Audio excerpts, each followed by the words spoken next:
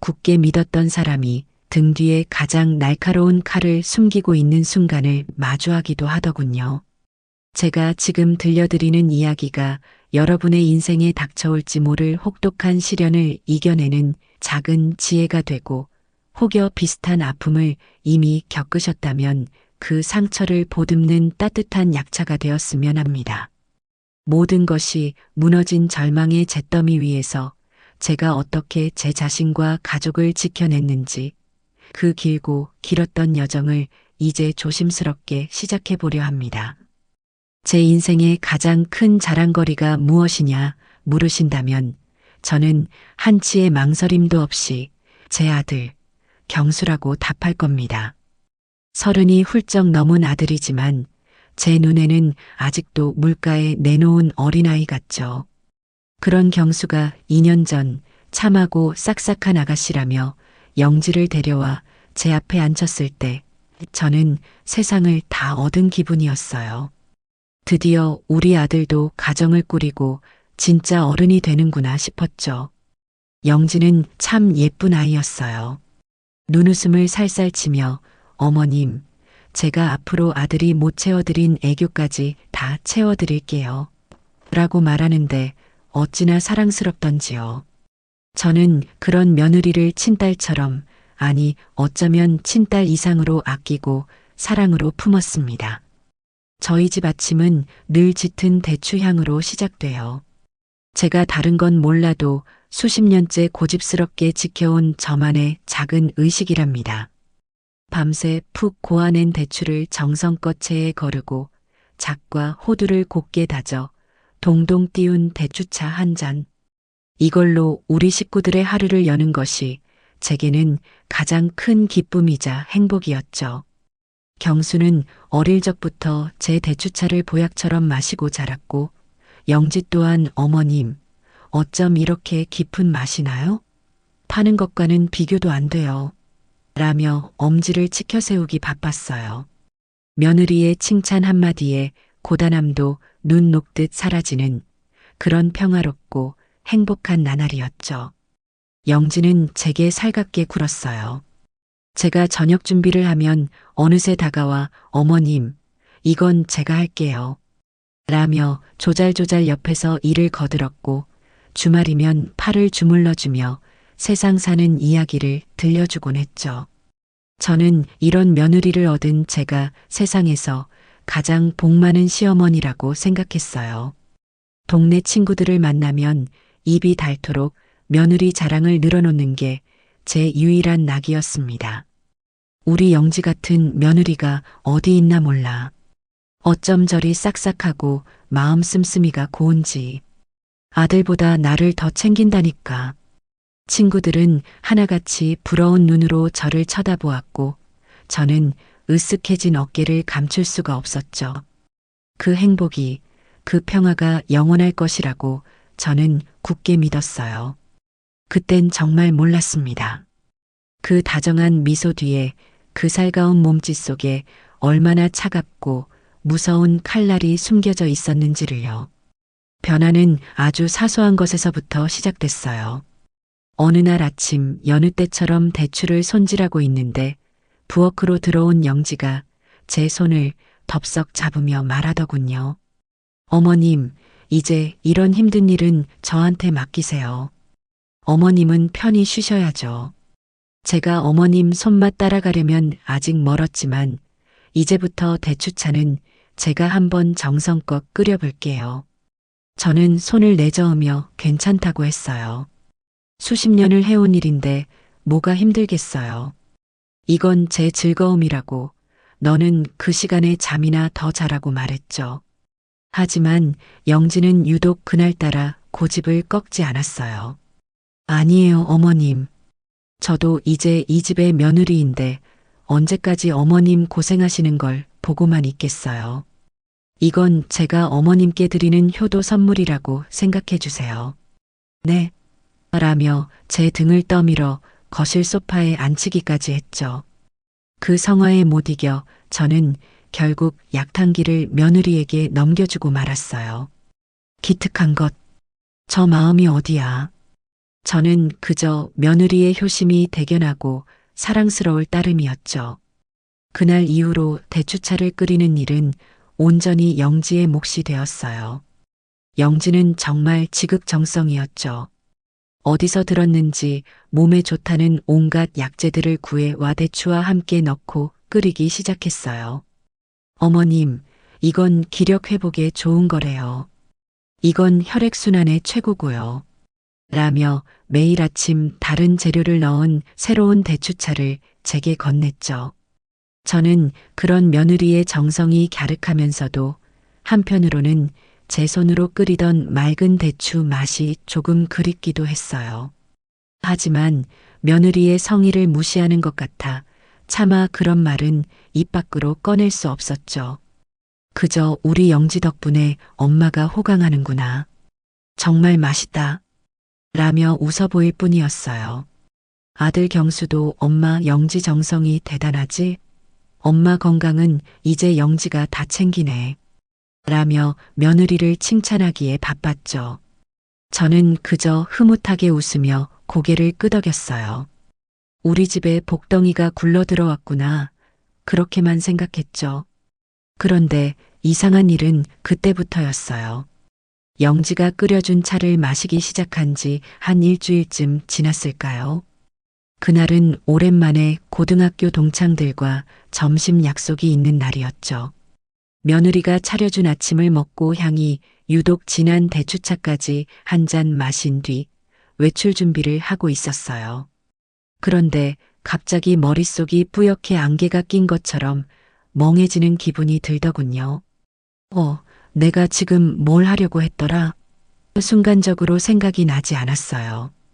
한참을 거실에 우두커니 서 있다가 맞다. 옷 갈아입어야지 하며 방으로 들어섰죠. 저는 그저 나이가 드니 정신이 오락가락하는구나 하고 가볍게 넘겼어요. 하지만 그날 저는 결국 약속 장소에 나가지 못했습니다.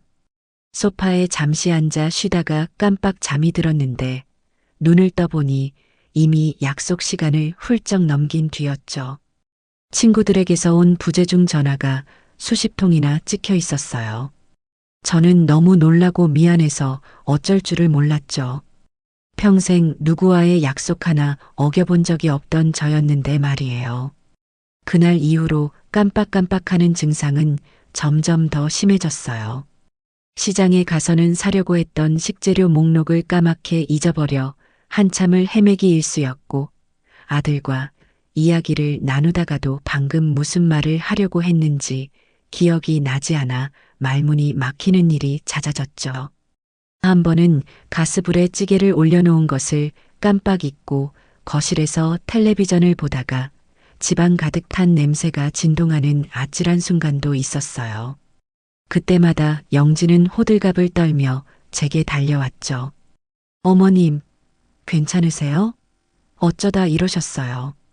정말 큰일 날 뻔했잖아요. 이제 부엌 일은 절대 하지 마세요. 제가 다 할게요. 라며 저를 어린아이 취급했어요. 경수 역시 엄마 요즘 왜 이렇게 정신을 놓으시는 거예요? 영지 말대로 이제 위험한 건 아무것도 하지 마세요. 라며 걱정스러운 눈으로 저를 바라보았죠. 저는 제 자신이 너무나 한심하고 부끄러워서 고개를 들 수가 없었어요. 정말 내가 나이가 들어 총기를 잃어가는 걸까? 하루하루 자신감이 떨어지고 제 스스로에 대한 믿음이 바닥을 치기 시작했어요. 저는 점점 더 무기력해졌고 집안의 모든 일은 자연스럽게 영지의 차지가 되어갔죠. 이제 저는 이 집에서 그저 며느리가 차려주는 밥을 먹고 며느리가 끓여주는 차를 마시는 것 외에는 아무것도 할 수 없는 사람이 되어버린 기분이었어요.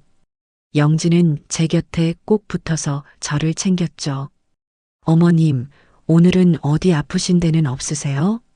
약은 잘 챙겨 드셨고요?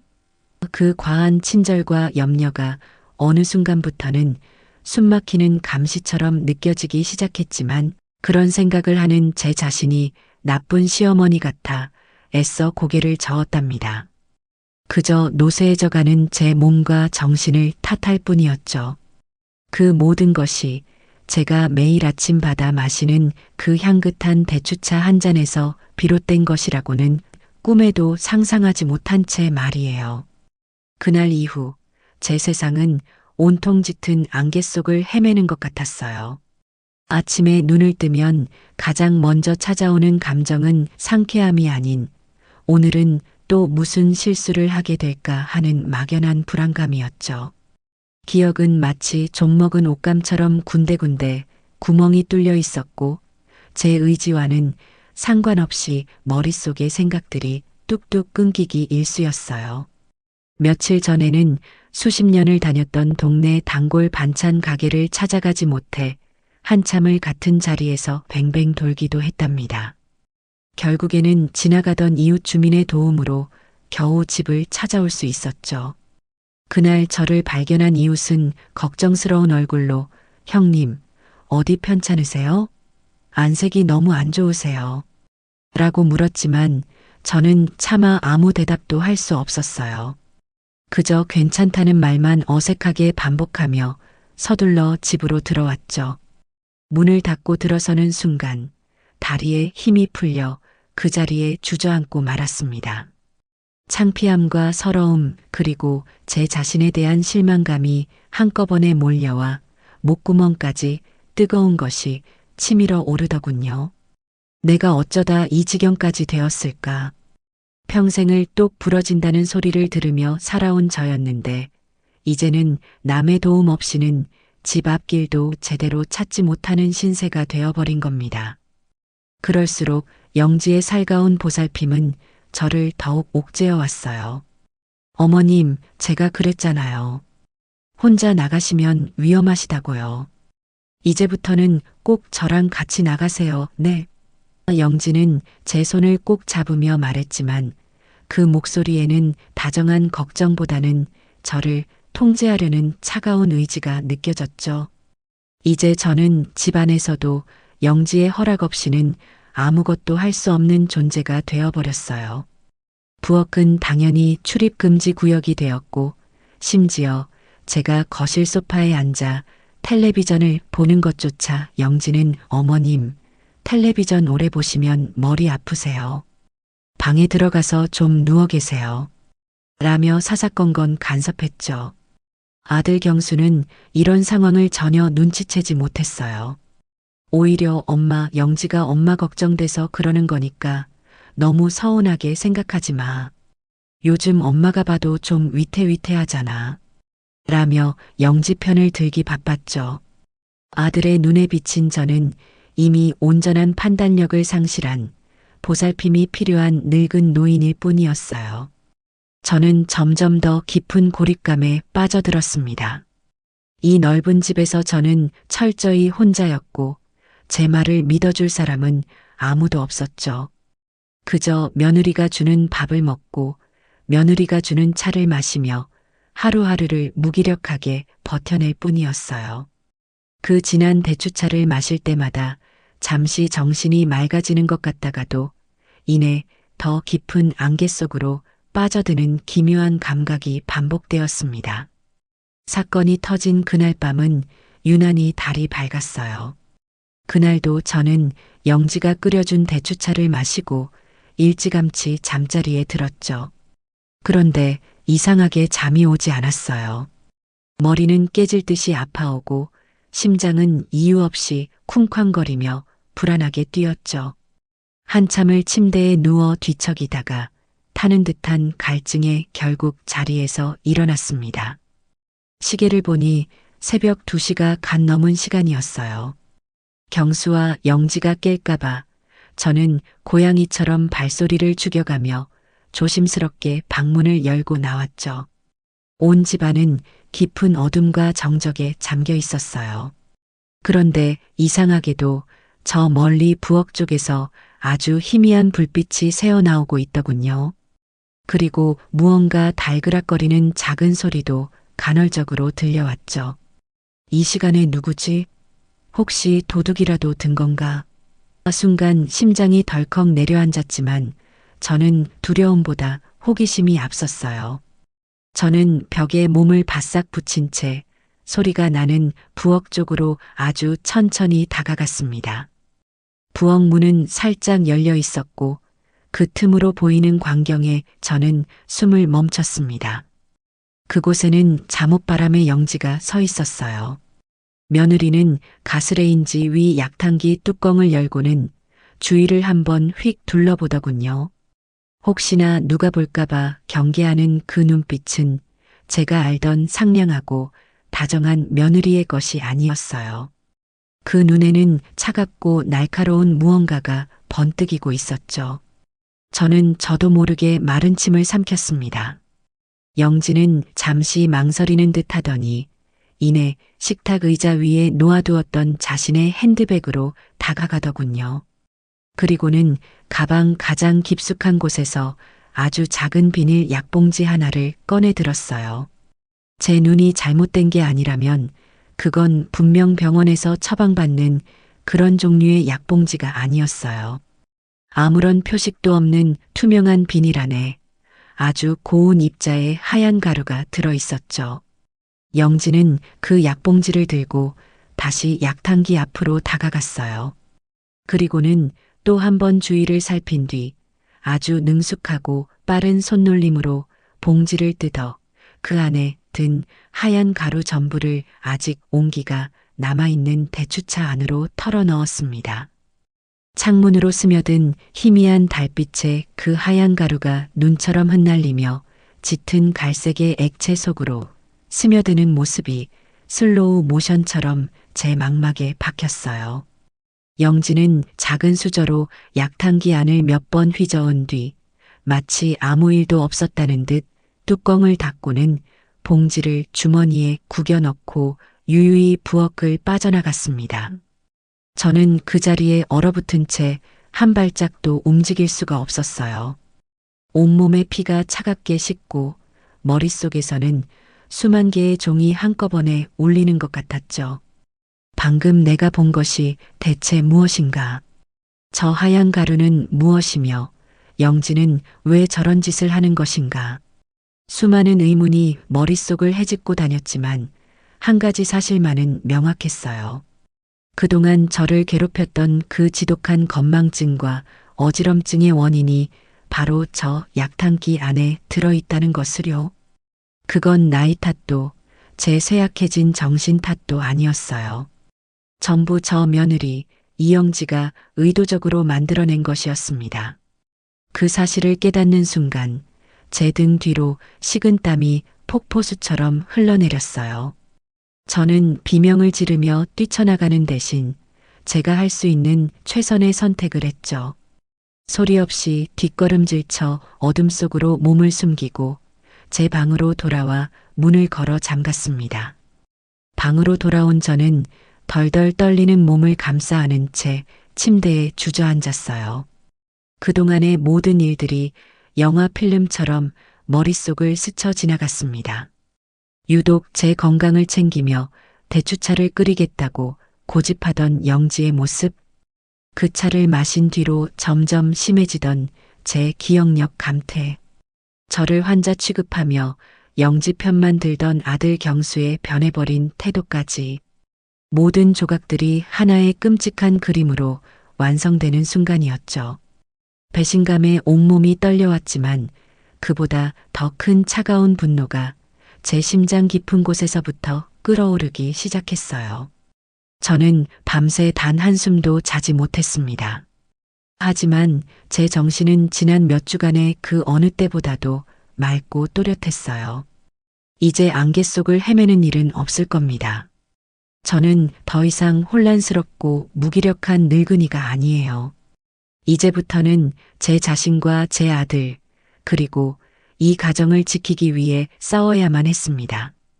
어둠 속에서 저는 조용히 눈을 빛내며 앞으로 무엇을 어떻게 해야 할지 차분하게 계획을 세우기 시작했어요.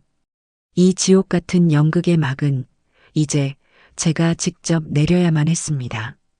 다음 날 아침 저는 평소보다 조금 더 일찍 잠에서 깼습니다. 밤새 한숨도 자지 못했지만 이상하게 몸은 깃털처럼 가뿐했고 머리는 얼음물로 씻어낸 듯 상쾌했어요. 어쩌면 그동안 저를 짓누르던 원인 모를 무기력감의 정체를 알게 되었기 때문인지도 모르죠. 두려움과 분노가 뒤섞인 밤을 보냈지만 동이 트고 아침이 밝아오자 제 마음속에는 차분한 결의만이 남았습니다. 저는 오늘 모든 것을 제 눈으로 확인해야만 했어요. 그리고 이 잔인한 연극을 끝내기 위한 첫 번째 단추를 꿰어야만 했죠. 저는 평소와 다름없는 모습으로 보이기 위해 애썼습니다. 옷을 갈아입고 거실로 나가니 영지가 이미 아침 식사를 준비하고 있더군요. 어머님, 일어나셨어요? 어젯밤엔 푹 주무셨어요? 영지는 어젯밤의 그 섬뜩한 모습은 온데간데 없이 여전히 상냥하고 다정한 며느리의 얼굴을 하고 있었어요. 저는 속에서 치밀어 오르는 무언가를 애써 억누르며 희미하게 미소를 지어 보였죠. 그럼 아주 잘 잤지. 우리 아가 덕분에 매일 밤 편안하게 잠드는 걸. 제 대답에 영지는 만족스러운 듯 미소를 지으며 식탁 의자를 빼주었어요. 그 위선적인 모습에 구역질이 날 것 같았지만 저는 태연하게 자리에 앉아 신문을 펼쳐 들었습니다. 제 손이 미세하게 떨리고 있다는 사실을 영지가 눈치채지 못하기를 간절히 바랐죠. 아침 식사가 끝나고 드디어 결정적인 순간이 다가왔어요. 영지는 어김없이 부엌에서 정성스럽게 데운 대추차 2잔을 가지고 나왔습니다. 한 잔은 아들 경수에게, 그리고 나머지 한 잔은 제 앞에 공손히 내려놓았죠. 저는 찻잔에서 피어오르는 김을 바라보았어요. 예전에는 그저 향긋하게만 느껴졌던 그 대추 향이 오늘따라 역겹고 비릿하게 느껴졌습니다. 저 안에 어젯밤 보았던 그 하얀 가루가 섞여 있겠죠. 저것을 마시면 저는 또다시 기억을 잃고 몽롱한 상태로 하루를 보내게 될 겁니다. 경수는 아무것도 모른 채 영지가 준 차를 맛있게 마시고 있었어요. 역시 영지가 끓인 차가 최고야. 엄마도 얼른 드셔보세요. 오늘따라 향이 더 좋은 것 같네. 아들의 말에 영지는 수줍게 웃으며 제 눈치를 살폈어요. 제가 어서 그 독이 든 차를 마시기를 기다리고 있는 거겠죠. 저는 잠시 찻잔을 들어 향을 맡는 척했습니다. 그리고는 아주 천천히, 그리고 부드럽게 입을 열었죠. 어머, 정말 그러네. 오늘따라 유독 빛깔이 곱구나. 제 칭찬에 영지의 얼굴에 화색이 도는 것이 보였어요. 저는 바로 그 순간을 놓치지 않고 찻잔을 영지 쪽으로 살짝 내밀며 말했습니다. 아가, 너가 먼저 한 모금 마셔보렴. 제 말이 떨어지는 순간 거실의 모든 소음이 거짓말처럼 멎는 것 같았어요. 조잘거리며 아침 뉴스를 전하던 텔레비전 소리도, 창밖에서 들려오던 자동차 소리도 아득하게 멀어졌죠. 오직 제 심장이 쿵, 쿵 하고 크게 울리는 소리만이 귓가를 가득 채웠습니다. 영지의 얼굴에서 미소가 순식간에 사라졌어요. 당황한 기색이 역력한 눈이 파르르 떨리는 것이 보였죠. 네. 아니에요, 어머님. 이건 어머님 드시라고 정성껏 끓인 건데 제가 어떻게 먼저 마셔요. 영지는 애써 웃음을 지어 보이며 손사래를 쳤지만 그 목소리는 염소처럼 가늘게 떨리고 있었어요. 옆에 있던 경수가 의아한 표정으로 저를 쳐다보았죠. 엄마, 왜 그래? 영지 성의를 무시하고. 저는 아들을 향해 부드럽게 웃어 보인 뒤 다시 시선을 영지에게 고정했어요. 그리고는 조금 더 단호한 목소리로 말했죠. 왜 그러니? 몸에 좋은 거라며. 좋은 건 나눠 마셔야지. 너도 요즘 우리 경수 챙기느라 고생이 많으니 이 차 마시고 기운 좀 내렴. 어서. 저는 찻잔을 든 손을 거두지 않았어요. 영지의 얼굴은 이제 하얗다 못해 파랗게 질려 있었습니다. 영지는 금방이라도 울음을 터뜨릴 것 같은 얼굴로 저와 찻잔을 번갈아 쳐다보았어요. 식은 땀이 이마에 송골송골 맺히는 것이 보였죠. 상황이 이상하게 돌아간다는 것을 눈치챈 경수가 영지야, 너 어디 아파? 왜 그렇게 땀을 흘려? 라고 물었지만 영지는 아무 대답도 하지 못했어요. 그저 아니에요. 괜찮아요, 여보. 라는 말만 반복할 뿐이었죠. 저는 그런 영지를 차갑게 내려다보며 마지막 쐐기를 박았습니다. 아가, 왜 마시지를 못하니? 혹시 이 차에 무슨 문제라도 있는 게야? 제 목소리는 조용했지만 그 안에는 칼날 같은 날카로움이 담겨 있었어요. 그 말이 방아쇠가 된 것일까요? 결국 영지는 더 이상 버티지 못하고 찻잔을 든 제 손을 뿌리치고 말았어요. 쨍그랑 맑고 요란한 소리를 내며 찻잔이 바닥에 떨어져 산산조각이 났습니다. 짙은 갈색의 대추차가 하얀 거실 바닥 위로 흉측하게 번져나갔죠. 그리고 다음 순간 영지는 제 앞에 무릎을 꿇었습니다. 어머니, 어머니, 제가 잘못했어요. 제가 죽을 죄를 지었어요. 영지는 바닥에 이마를 찌으며 통곡하기 시작했어요. 갑작스러운 상황에 경수는 너무 놀라 입을 떡 벌린 채 굳어 있었죠. 저는 무릎 꿇고 비는 며느리를 그저 차갑고 무심한 눈으로 내려다볼 뿐이었어요. 실수? 잘못? 아니, 이건 그런 단어로 표현할 수 있는 일이 아니었죠. 저는 이 모든 소란 속에서도 놀랍도록 침착했습니다. 저는 이 눈물의 의미를 알고 있었어요. 이건 진정한 뉘우침의 눈물이 아니라 자신의 범죄가 발각된 것에 대한 두려움의 발로일 뿐이라는 것을요. 저는 바닥에 엎드려 용서를 비는 며느리에게 아주 조용히 말했습니다. 일단 이것부터 깨끗이 치우거라. 이야기는 나중에 하자. 제 목소리에는 그 어떤 감정도 실려 있지 않았어요. 그 무감정한 목소리가 울부짖는 영지에게는 그 어떤 호통보다 더 큰 공포로 다가왔을 겁니다. 그날 아침의 소동 이후 우리 집은 마치 폭풍전야처럼 무겁고 불안한 침묵에 휩싸였어요. 경수는 출근도 미룬 채 안절부절 못하며 저와 영지의 눈치만 살폈고 영지는 제 눈을 피해 자기 방에 틀어박혀 나오지 않았죠. 저는 깨진 찻잔 조각처럼 산산이 부서져 버린 우리의 관계를 어떻게 다시 맞춰야 할지 막막하기만 했습니다. 저는 모든 것을 아들에게 털어놓고 이 문제를 함께 해결하고 싶었어요. 그래서 저녁에 경수가 퇴근하면 영지와 함께 삼자대면을 통해 모든 진실을 밝히기로 마음먹었죠. 하지만 제가 한 가지 간과한 것이 있었어요. 바로 궁지에 몰린 쥐가 고양이를 물 수도 있다는 사실과 영지가 제가 생각했던 것보다 훨씬 더 교활하고 연기를 잘하는 배우였다는 점이었죠. 영지는 제가 경수에게 먼저 손을 쓰기 전에 아주 치밀한 선제 공격을 준비하고 있었습니다. 그날 저녁 경수가 무거운 표정으로 퇴근했을 때 현관문이 열리는 소리가 나자마자 영지가 방에서 뛰쳐나왔어요. 그녀의 얼굴은 온통 눈물로 젖어 있었고 두 눈은 퉁퉁 부어 있었죠. 영지는 경수에게 와락 안기며 서럽게 울기 시작했어요. 여보, 여보, 나 너무 무서웠어. 어리둥절한 경수가 영지를 달래며 무슨 일이냐고 묻자 영지는 기다렸다는 듯이 준비된 거짓말들을 폭포수처럼 쏟아내기 시작했습니다.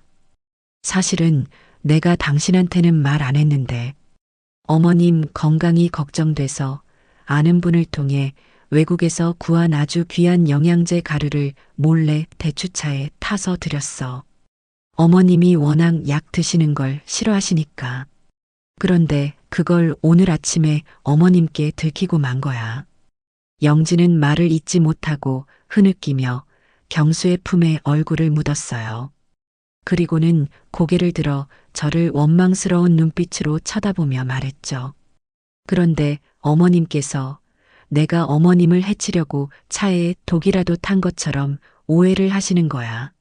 내가 아무리 아니라고 어머님 건강 생각해서 그런 거라고 설명을 드려도 믿어주질 않으시고 나를 파렴치한 사람으로 몰아가셨어. 여보, 나 너무 억울하고 무서워.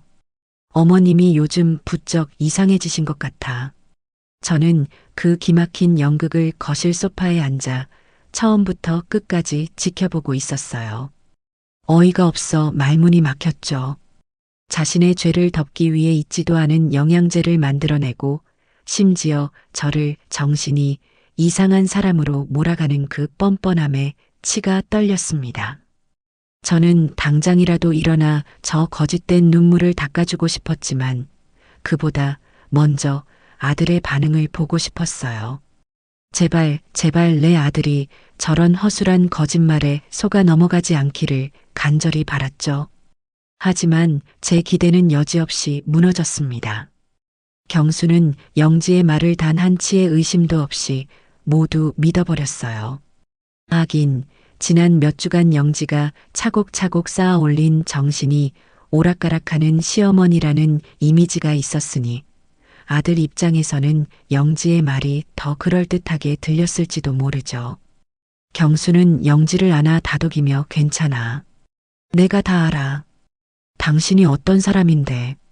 엄마가 요즘 기억력도 안 좋으시고 예민해지셔서 잠시 오해하신 걸 거야. 내가 잘 말씀드려 볼게. 라고 말하더군요.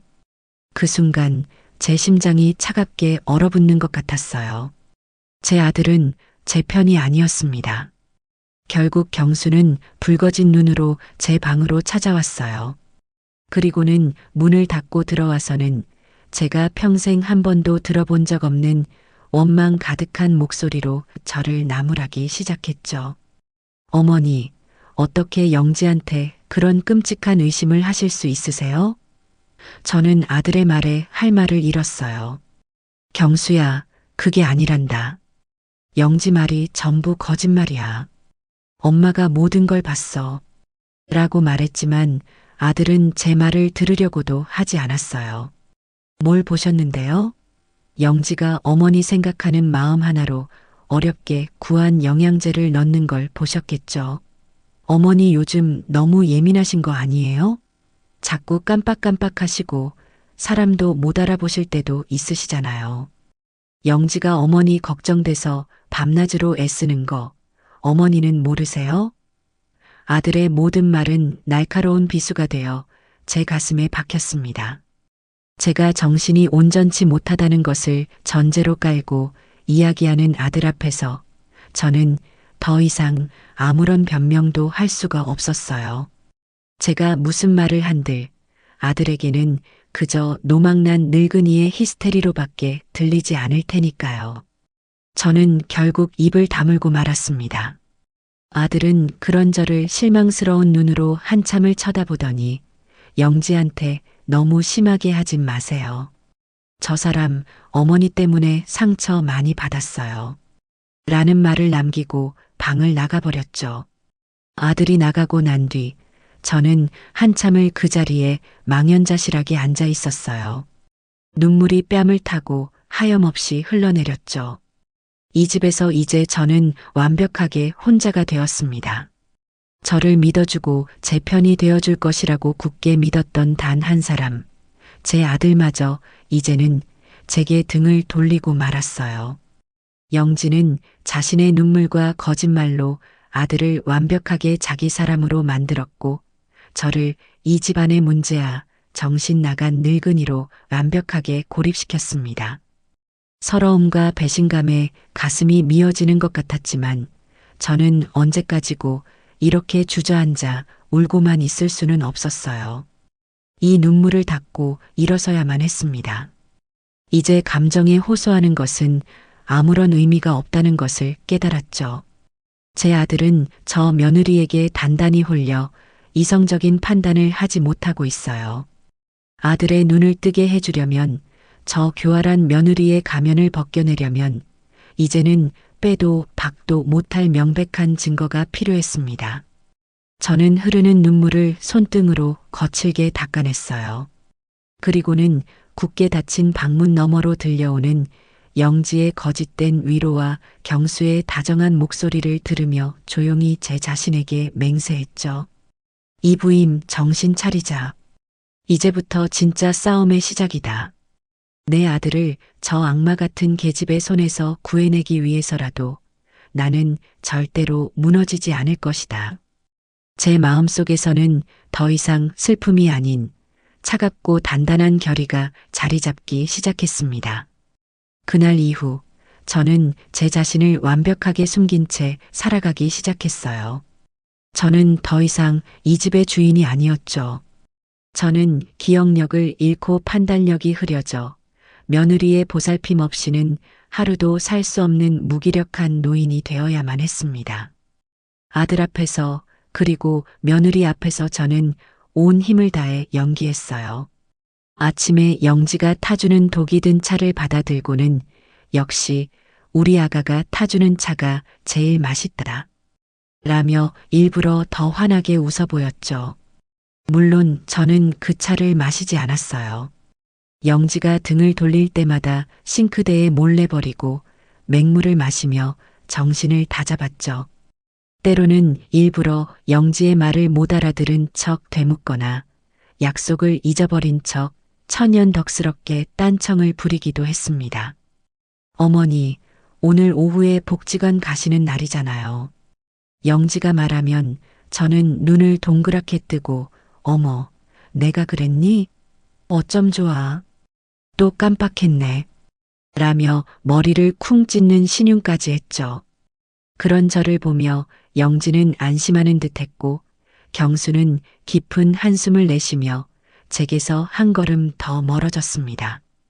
가슴이 찢어지는 것 같았지만 저는 이 모든 굴욕과 슬픔을 꾹 참아냈어요.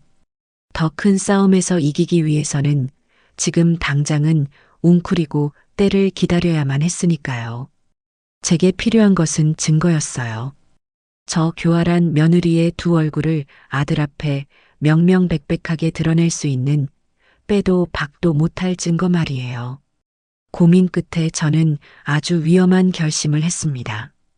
제 방과 거실 그리고 부엌에 아무도 모르게 소형 녹화 장치를 설치하기로 한 것이죠. 이런 기계를 한 번도 다뤄본 적 없는 늙은 제가 해내기에는 너무나 어려운 일이었지만 선택의 여지가 없었어요. 저는 며느리 몰래 아들방 컴퓨터로 사용법이 아주 간단한 제품을 찾아냈어요. 그리고는 이웃집에 사는 손주뻘 되는 학생에게 요즘 눈이 침침해서 그런데 인터넷으로 물건 사는 것 좀 도와달라고 부탁해서 겨우 주문을 마칠 수 있었죠. 물건을 받을 주소는 당연히 집이 아닌 동네 편의점으로 지정했고요. 며칠 뒤 영지에게는 오랜만에 옛 친구 만나러 나간다고 둘러대고는 난생 처음으로 편의점 택배라는 것을 찾아왔습니다. 제 손에 들린 작은 상자가 어찌나 무겁게 느껴지던지요. 심장이 터질 것처럼 두근거렸지만 저는 마음을 굳게 먹었어요. 집에 돌아와 영지가 시장에 간 틈을 타 저는 서둘러 녹화 장치를 설치하기 시작했습니다. 설명서를 몇 번이나 읽고 더듬거리며 겨우겨우 제 방 책장 위 작은 액자 뒤 그리고 거실의 낡은 괴종시계 안쪽에 하나씩 숨기는데 성공했어요. 마지막으로 부엌 찬장 가장 높은 곳, 영지의 손이 잘 닿지 않는 곳에 마지막 하나를 설치하고 나니 온몸이 식은땀으로 흠뻑 젖더군요. 혹시나 들킬까봐 심장이 조마조마했지만 다행히 영지는 아무것도 눈치채지 못했어요. 그날 밤 저는 떨리는 손으로 녹화된 영상을 처음으로 확인했습니다. 하지만 며칠 동안 녹화된 영상에는 특별한 것이 없었어요. 영상 속 영지는 여전히 천사 같은 얼굴로 집안을 쓸고 닦고 제 건강을 살뜰히 챙기는 완벽한 며느리의 모습이었죠. 순간 제 마음속에서 혹시 내가 정말 오해한 게 아닐까? 그날 밤 본 것은 헛것이었을까? 하는 의심이 뱀처럼 고개를 들었습니다. 하지만 저는 고개를 저었어요. 아니, 그럴 리가 없어. 저가면 뒤에 숨겨진 진짜 얼굴을 찾아낼 때까지 나는 절대로 포기하지 않을 거야. 그렇게 며칠이 더 흐른 어느 날 오후였어요. 그날도 저는 거실 소파에 앉아 멍하니 텔레비전을 보는 척하고 있었고, 영지는 제 옆에서 뜨개질을 하고 있었죠. 그때였어요. 집 전화기가 요란하게 울리기 시작했습니다. 영지가 자연스럽게 자리에서 일어나 수화기를 들려던 순간, 저도 모르게 벌떡 일어나 소리쳤어요. 그건 내가 받을게. 제 다급한 목소리에 영지가 의아한 표정으로 저를 쳐다보았지만 저는 아랑곳하지 않고 서둘러 수화기를 가로챘습니다. 왠지 모르게 그 전화는 제가 받아야만 한다는 강한 예감이 들었거든요. 여보세요? 떨리는 목소리로 제가 말하자 수화기 너머에서는 한참 동안 아무런 소리가 들리지 않았어요. 제가 여보세요? 누구신데 전화하셨어요? 라고 재차 묻자 그제야 저쪽에서 아주 젊고 가느다란 여성의 목소리가 들려왔습니다. 저 혹시 김경수 씨 댁 맞나요? 이영지 언니 시어머님 되시는 분과 통화하고 싶은데요. 아주 중요한 일이라서요. 저는 순간 숨을 멈췄습니다. 이영지 언니라니. 모르는 사람인데 어떻게 나를 찾는 걸까? 옆에서 영지가 누구예요? 어머님? 이라며 제 팔을 툭툭 쳤지만 저는 못 들은 척하며 몸을 돌려 수화기를 더 꽉 붙잡았죠. 제가 이영지 시엄이 되는 사람입니다만 누구시죠? 제 말에 수화기 너머의 여성은 잠시 머뭇거리다가 아주 조심스러운 목소리로 자신의 신분을 밝혔어요. 어머님, 안녕하세요. 저는 영지 언니 사촌 동생 박소희라고 합니다. 박소희? 들어본 적 없는 이름이었어요. 그런데 무슨 일로 전화를 다 하셨어요? 제가 묻자 소희라는 아가씨는 목소리를 더 낮추며 말했습니다. 어머님, 혹시 지금 영지 언니가 옆에 있나요? 언니가 들으면 안 되는 이야기인데. 제가 언니 때문에 너무 불안하고 무서워서 어머님께 꼭 알려드려야 할 게 있어서요. 그 다급하고 절박한 목소리에서 저는 직감했어요. 이 전화가 이 지옥 같은 상황을 벗어날 한 줄기 동아줄이 될지도 모른다는 것을요. 저는 애써 침착하게 말했습니다. 지금은 통화하기가 좀 곤란하니 내일 오후 2시에 중앙공원 앞 찻집에서 만났으면 좋겠구나. 할 이야기가 있으면 그때 만나서 하자. 저는 서둘러 약속을 정하고 전화를 끊었습니다. 수화기를 내려놓는 제 손이 땀으로 축축했어요. 대체 누구인데 그래요, 어머님? 영지가 끈질기게 물었지만 저는 그저 옛날 동네 살던 동생인데 목소리가 영 낯서네. 나이가 드니 이것도 가물가물해. 라며 얼버무렸죠. 그날 밤 저는 오랜만에 희망이라는 것을 품고 잠자리에 들었습니다. 저는 이제 더 이상 혼자가 아니었어요. 제게는 박소희라는 보이지 않는 조력자가 생긴 겁니다.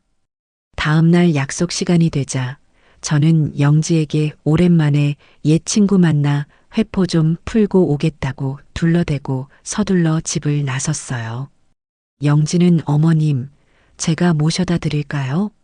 라며 따라 나서려고 했지만 저는 친구랑 둘이서 할 이야기가 있으니 괜찮다. 라며 단호하게 거절했죠.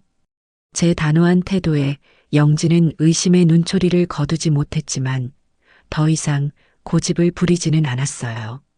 약속 장소인 찻집에 도착하니 창가 자리에 한 젊은 여성이 초조한 얼굴로 앉아 있었어요.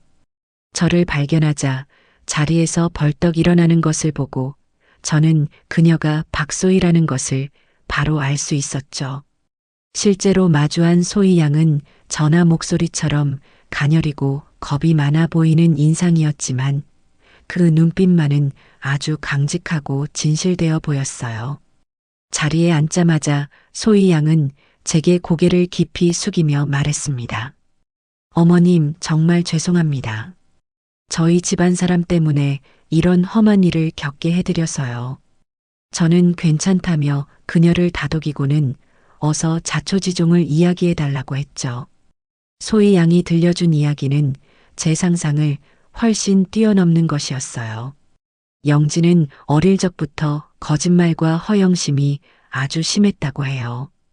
예쁘장한 외모를 무기로 주변 사람들을 속여 자기 입속을 챙기는데 아주 능숙했죠. 심지어 몇 년 전에는 아프신 할머니의 병원비를 마련해야 한다는 거짓말로 친척들에게 돈을 빌린 뒤 그 돈으로 명품 가방을 사고 해외여행을 다녀온 사실이 발각되어 집안이 발칵 뒤집힌 적도 있었다고 합니다. 그 일로 영지는 가족들과 거의 의절하고 지냈는데 대기업에 다니는 경수와 결혼하게 되면서 다시금 아무렇지 않게 나타났다는 거였죠. 언니는 돈이라면 무슨 짓이든 할 사람이에요. 그런데 최근에 언니가 동업하던 친구에게 사기를 당해서 억대의 빚을 졌다는 소문을 들었어요. 빚독촉에 시달리다가 결국 어머님 재산을 노리게 된 게 분명해요. 소희 양의 말을 듣는 순간 그동안 풀리지 않았던 모든 의문이 한꺼번에 풀리는 기분이었어요. 결국 모든 것은 돈 때문이었던 겁니다. 그 끔찍한 악행의 동기가 고작 돈이었다는 사실에 저는 허탈함을 넘어 깊은 분노를 느꼈어요.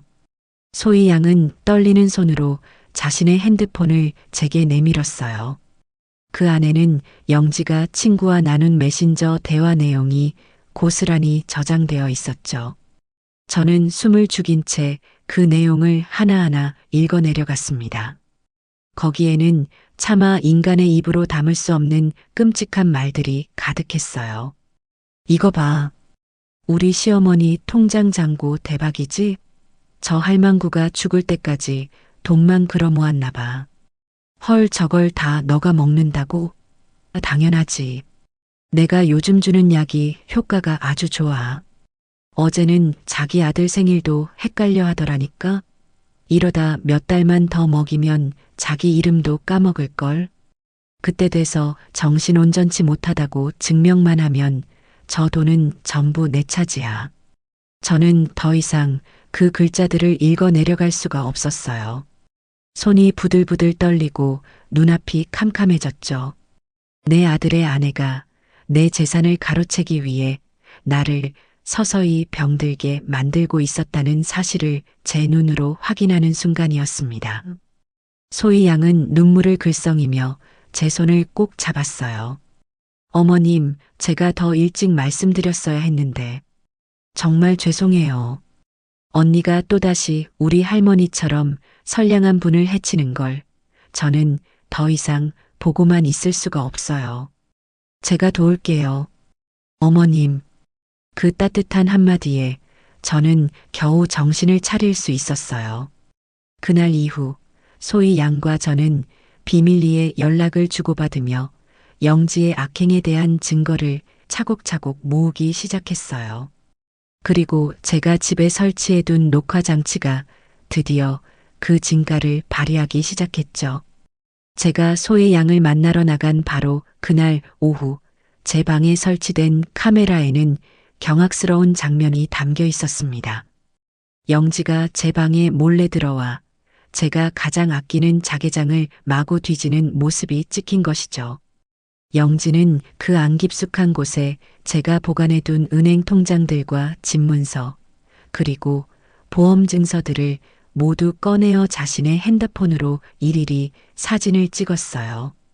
그것도 모자라 제 서랍 속에 있던 비상금 봉투까지 발견하고는 잠시 망설이는 듯 하더니 그 안에 현금 절반을 자신의 주머니에 슬쩍 쑤셔 넣더군요.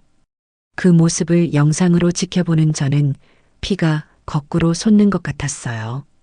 며칠 뒤에는 더 기가 막힌 장면이 녹화되었죠. 거실에서 혼자 통화를 하던 영지는 제가 알던 그 상냥한 목소리와는 전혀 다른 아주 거칠고 신경질적인 목소리로 누군가에게 소리를 지르고 있었어요.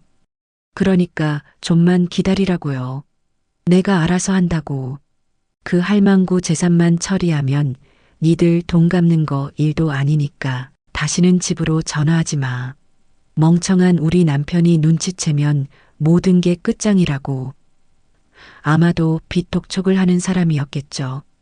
영상 속 영지의 얼굴은 제가 알던 며느리가 아닌 돈에 눈이 먼 추악한 악마의 얼굴이었습니다. 저는 그 영상들을 모두 복사해서 소희 양에게 전달했어요. 그리고 우리는 이제 영지의 가면을 벗겨낼 다음 계획을 세우기 시작했죠. 단순히 이 영상들을 경수에게 보여주는 것만으로는 부족했어요.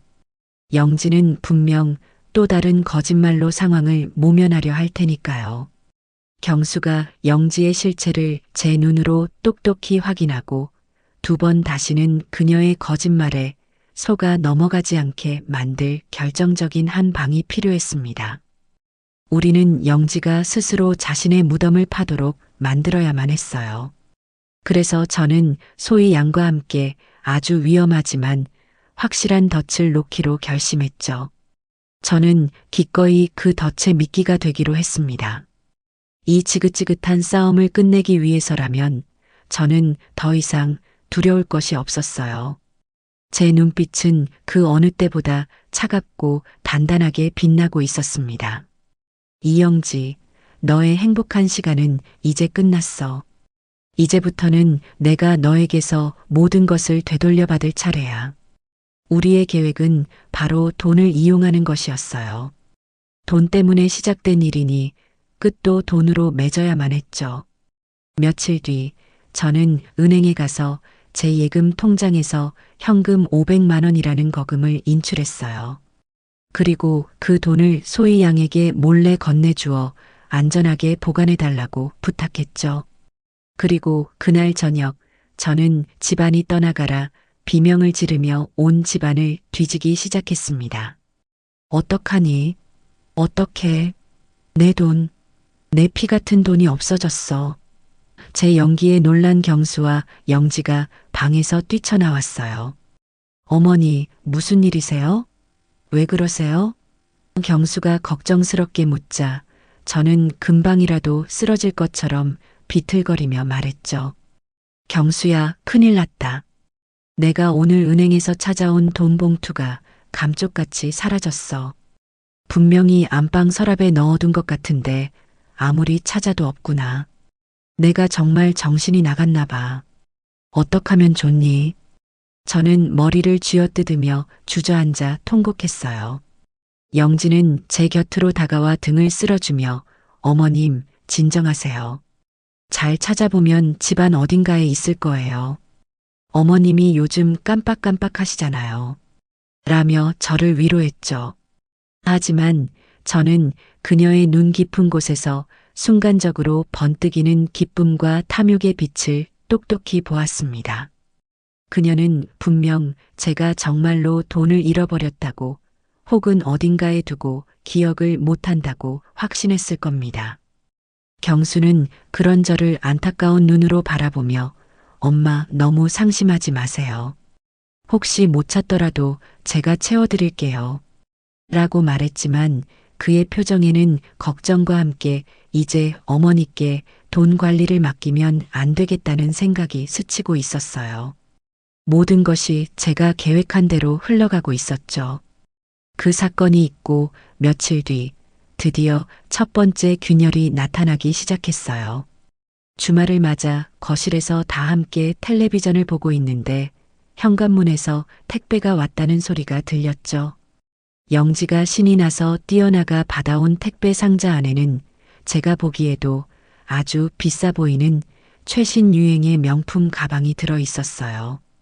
영지는 마치 어린아이처럼 가방을 끌어안고 기뻐했지만 그걸 본 경수의 표정은 미묘하게 굳어 있었습니다. 여보, 당신 이런 가방 살 돈이 어디 있었어? 요즘 힘들다고 하지 않았어?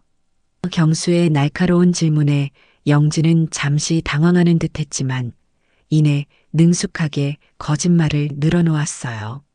아, 이거 산 거 아니야.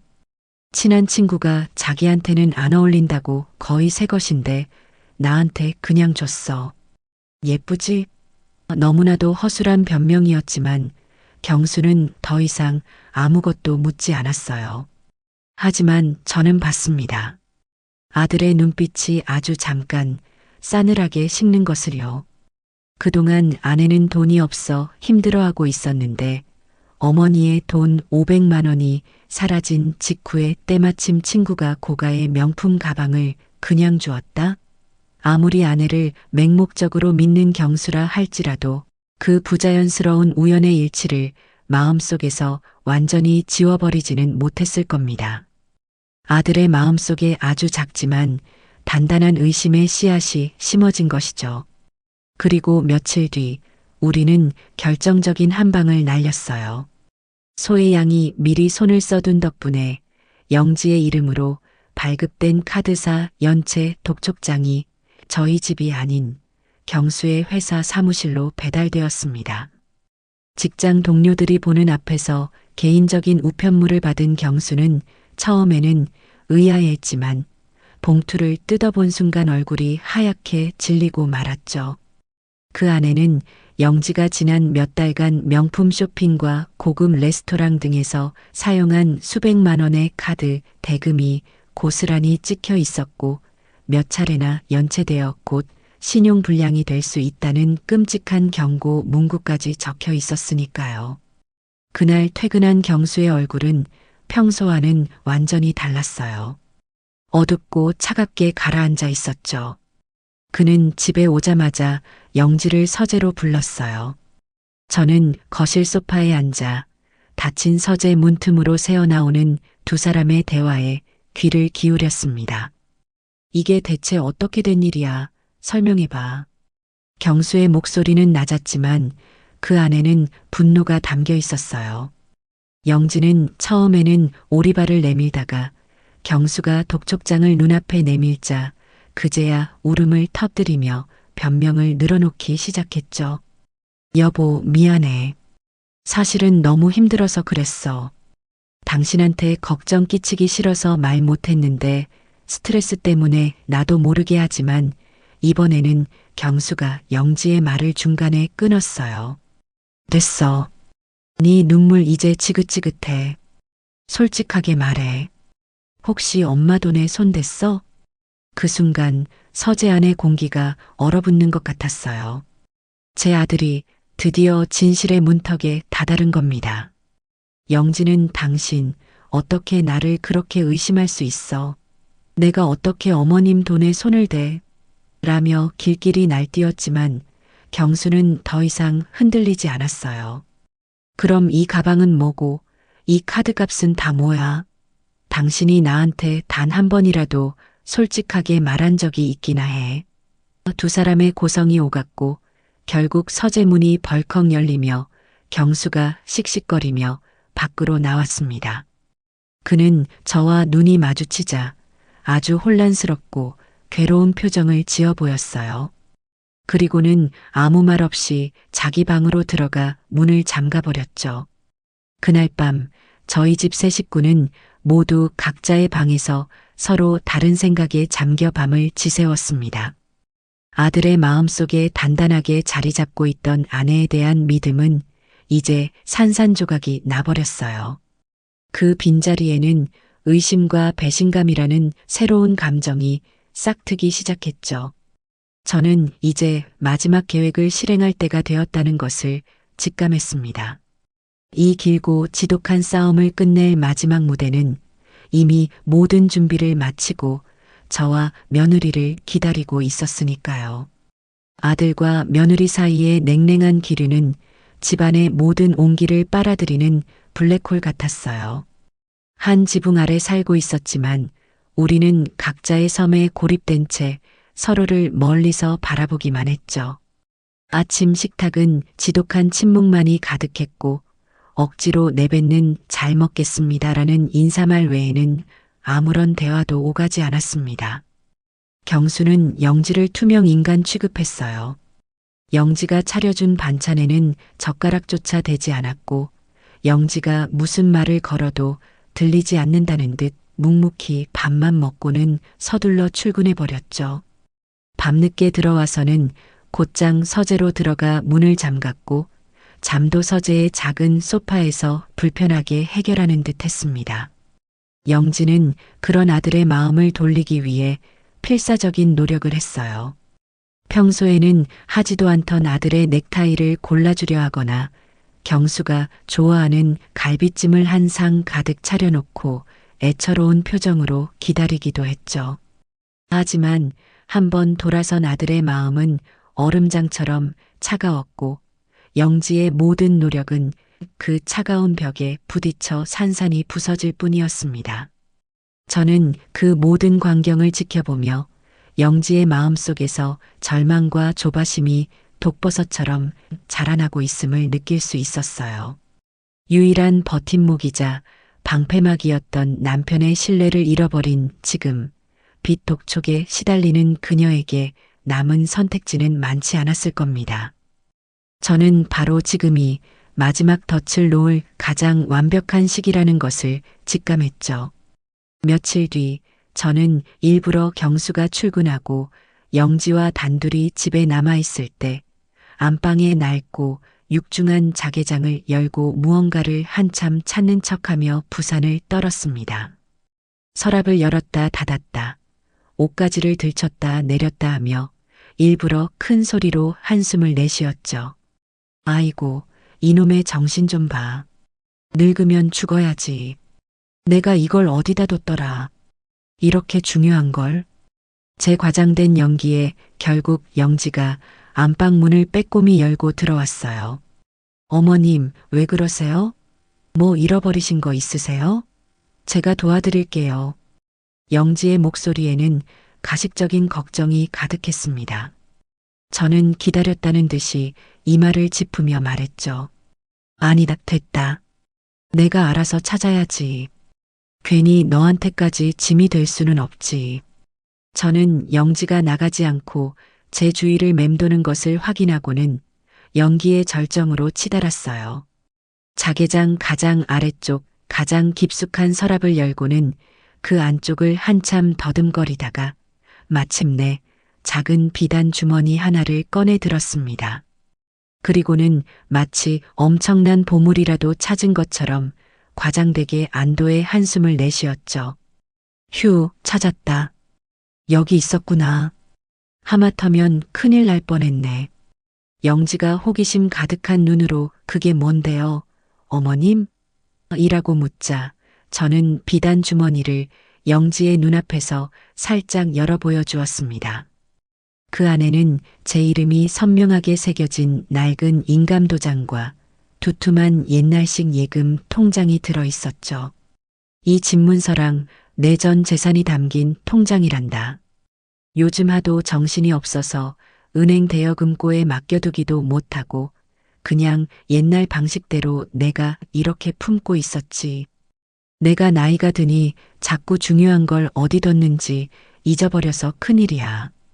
혹시 모르니 경수한테는 절대 말하지 말아라. 엄마 정신없다고 또 걱정하고 잔소리할 테니. 알았지? 저는 영지의 눈을 똑바로 보며 신신당부를 했고 영지는 고개를 열심히 끄덕이며 네, 어머님. 걱정 마세요. 저한테만 알고 있을게요. 라고 대답했어요. 저는 그녀의 눈동자 깊은 곳에서 꺼져가던 탐욕의 불꽃이 다시금 활활 타오르는 것을 똑똑히 보았습니다. 덫은 놓아졌고 굶주린 짐승은 미끼를 향해 달려들 준비를 마친 것이죠. 며칠 뒤 소희 양에게서 드디어 기다리던 연락이 왔어요. 모든 것이 저희가 예상한 그대로였습니다. 영지가 거래하던 은행의 VIP 창구에 근무하는 소희의 친구로부터 온 정보였죠. 영지가 이 집을 담보로 받을 수 있는 최대 금액의 대출을 문의했고 필요한 서류들을 안내받았다는 것이었습니다. 그리고 바로 내일 오전 모든 서류를 구비해서 최종 계약을 마무리하기 위해 은행을 방문하겠다는 예약까지 마쳤다고 해요. 제 인감도장을 훔치고 위임장을 위조해서 이 집을 통째로 팔아넘기려는 속셈이었죠. 이제 마지막 퍼즐 조각만이 남아 있었습니다. 저는 곧바로 제 오랜 지인이자 영지가 방문하기로 한 바로 그 은행의 지점장님께 직접 전화를 걸었습니다. 지점장님, 저 부임입니다. 아주 급하고 중요한 일로 드릴 말씀이 있으니 오늘 저녁 잠시 뵐 수 있을까요? 제 목소리에 담긴 심상치 않은 기운을 느끼셨는지 지점장님은 흔쾌히 퇴근 후 따로 시간을 내주셨어요. 저는 그날 저녁 지점장님을 만나 그동안 제가 겪었던 모든 일들과 제가 모아온 모든 증거 자료들을 남김없이 보여드렸습니다. 지점장님은 제가 내민 태블릿 PC 속 영상들을 하나씩 확인하며 경악을 금치 못했어요. 처음에는 안타까움과 동정의 눈으로 저를 바라보던 그의 눈빛은 영상이 계속될수록 차가운 분노로 변해갔죠. 특히 영지가 저를 할망구라고 부르며 제 재산을 가로챌 계획을 떠벌리는 장면에서는 주먹으로 책상을 내리치기까지 했습니다. 제가 수십 년간 회장님과 사장님을 곁에서 배워왔는데 어떻게 이런 끔찍한 일을 당하고도 혼자서 끙끙 앓고 계셨습니까? 이건 그냥 넘어갈 수 있는 문제가 아닙니다. 명백한 범죄입니다. 지점장님은 제 손을 꼭 잡아주시며 영지의 가면을 벗겨내는 일에 모든 협조를 아끼지 않겠다고 약속해 주셨습니다.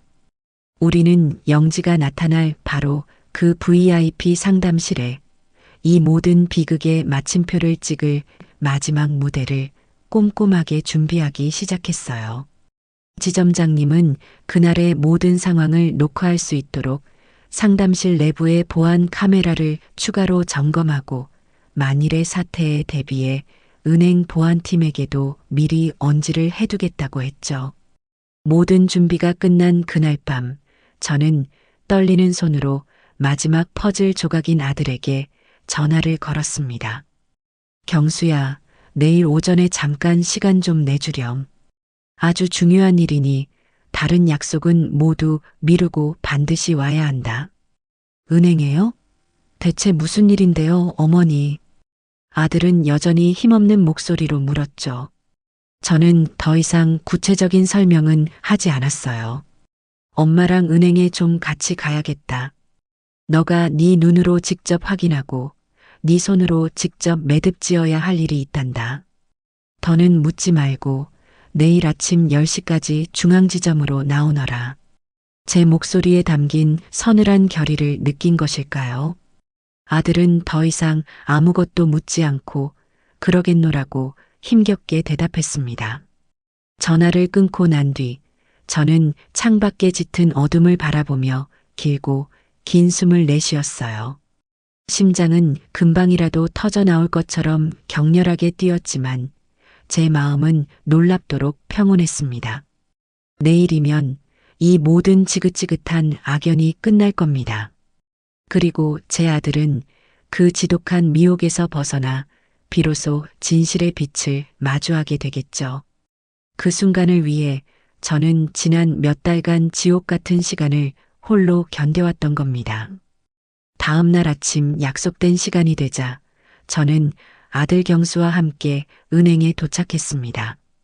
평소라면 사람들로 붐볐을 은행 로비는 이상하리만치 한산했고 저희가 안으로 들어서자 한 직원이 다가와 저희를 곧장 2층의 VIP 상담실로 안내했죠. 상담실은 외부의 소음이 완벽하게 차단되어 있어 무겁고 답답한 정적만이 감돌았어요. 고급스러운 가죽 소파와 육중한 원목 테이블은 그 자체만으로도 사람을 위압하는 기운을 풍겼죠. 지점장님이 무거운 표정으로 저희를 맞았고 경수는 이 모든 어색하고 삼엄하기까지 한 분이기에 어쩔 줄 몰라 하며 계속해서 제 옷소매를 잡아 끌었습니다. 어머니, 대체 무슨 일이에요? 왜 지점장님까지 나와 계신 거고 분위기가 왜 이렇게 무서워요? 저 불안해요. 저는 그런 아들의 손을 오히려 더 꽉 잡아주며 그의 눈을 똑바로 쳐다보았어요. 경수야, 두려워하지 말거라. 진실을 마주하는 것은 언제나 고통스러운 법이란다. 하지만 그 고통을 이겨내야만 우리는 앞으로 나아갈 수 있어. 조금만 더 기다려보렴. 곧 모든 것을 알게 될 게다. 제 단호한 말에 경수는 더 이상 묻지 못하고 불안한 눈빛으로 마른 입술만 축이며 상담실 문을 쳐다보았죠. 저 역시 바짝바짝 타들어가는 입안을 느끼며 마지막 주인공의 등장을 기다렸습니다. 얼마나 지났을까요? 드디어 상담실 문이 조용히 열리고 오늘의 주인공인 제 며느리 이영지가 모습을 드러냈습니다. 영지는 마치 패션쇼에라도 온 사람처럼 머리부터 발끝까지 온갖 화려한 명품으로 치장하고 있었어요. 손에는 최신형 명품 가방을 들고 코에는 얼굴의 반을 가리는 커다란 선글라스를 쓴 채였죠. 그녀가 걷는 걸음걸음마다 값비싼 향수 냄새가 진동했고 또각거리는 하이힐 소리가 상담실의 정적을 깨뜨렸습니다. 그녀는 마치 이 은행의 주인이기라도 한 것처럼 자신감 넘치는 미소를 얼굴에 가득 머금은 채 선글라스를 벗어들며 안으로 들어섰어요. 하지만 그 미소와 자신감은 상담실 안소파에 앉아있는 저와 제 아들 경수를 발견하는 순간 마치 시간이 멈춘 것처럼 얼굴 위에서 그대로 굳어버렸습니다. 영지의 커다랗던 눈은 경악으로 더욱 커졌고 붉게 칠해졌던 입술은 순식간에 핏기를 잃고 파르르 떨리기 시작했죠. 그녀의 얼굴에서 자신감 넘치던 미소 대신 당혹감과 공포심이 뒤섞인 기괴한 표정이 떠올랐습니다. 어머님? 여보? 두 사람이 여기 어떻게? 영지는 말을 더듬으며 자기도 모르게 뒷걸음질을 쳤지만 등 뒤에서 조용히 닫히는 문이 그녀의 퇴로를 막아버렸습니다. 어서 오너라, 아가. 우리가 너를 기다리고 있었단다. 제 목소리는 얼음처럼 차가웠어요. 영지는 도간에 든 쥐가 된 심정으로 마지못해 저벅저벅 걸어와 제 맞은편 의자에 힘없이 주저앉았죠.